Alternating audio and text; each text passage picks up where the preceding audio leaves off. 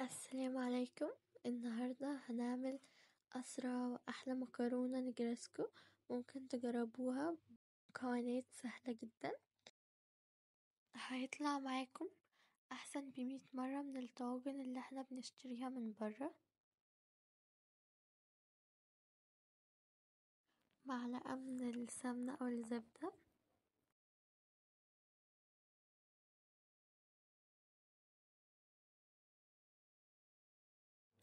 وبعدين ننزل بصدور الفراخ متقطعة شرايح ونشوحها لحد ما لونها يتغير.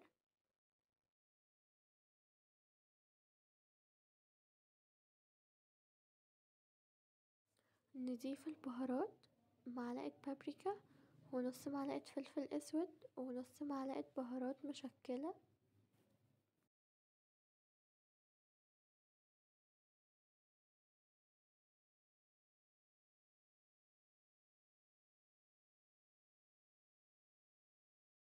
ننزل ببصلة كبيرة متقطعة جوليان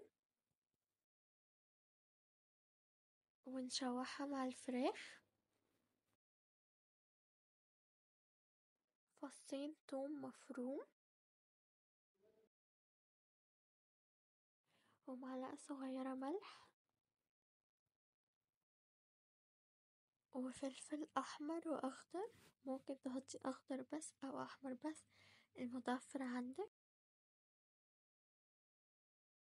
وبعدين نشوح الخضار مع الفراخ لحد ما تستوي. نعمل بقى المكرونة. معانا مية مغلية ومعلقة كبيرة من الملح، وننزل بكيس مكرونة اسباجيتي. نتركها تستوي 3/4 سوا.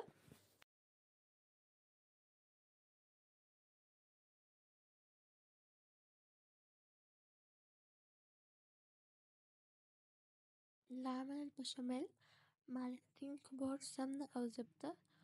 ننزل عليهم ب3 معالق من الزيت.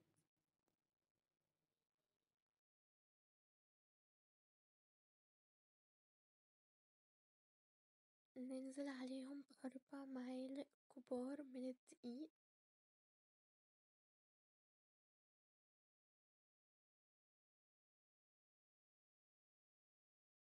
ونقلب الدقيق مع السمنة والزيت لحد ما يبقى بالشكل ده.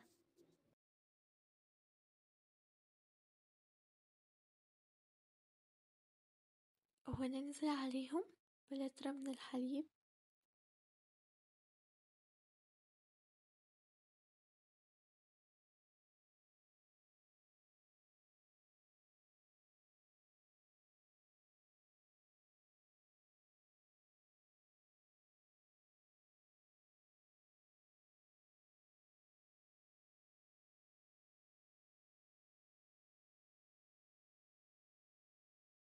معلقة صغيرة من الملح ونص معلقة فلفل اسود.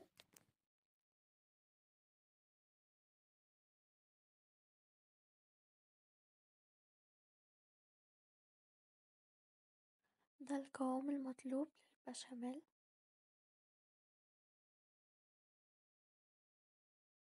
قالب بايركس ندهنه بالزيت.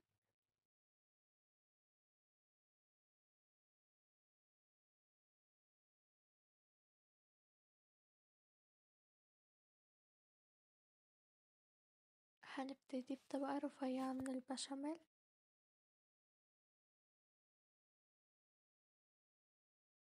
ونزود عليها نص كمية المكرونة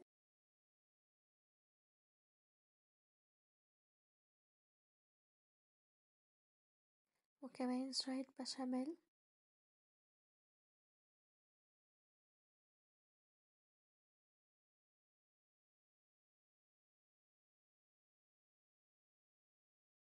ميكس الخضار اللي احنا عملناه.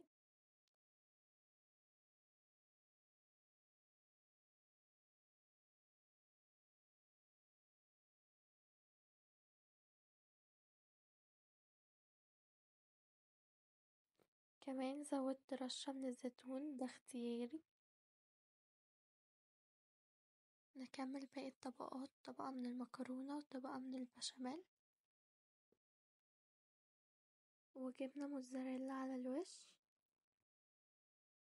بما ان كل حاجة معايا مستوية، فاحنا هندخلها الفرن لمدة من 20 ل 30 دقيقة على درجة حرارة 200 درجة. ده شكلها بعد ما خرجت من الفرن. ريحتها ما شاء الله حلوة قوي، وطعمها كمان كان جميل جدا.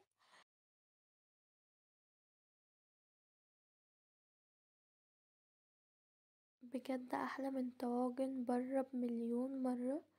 شايفين جوسي؟ لو عجبتكم الوصفة متنسوش تدعموني بلايك وتعليق حلو منكم، وفي امان الله وحفظه، ومع السلامة.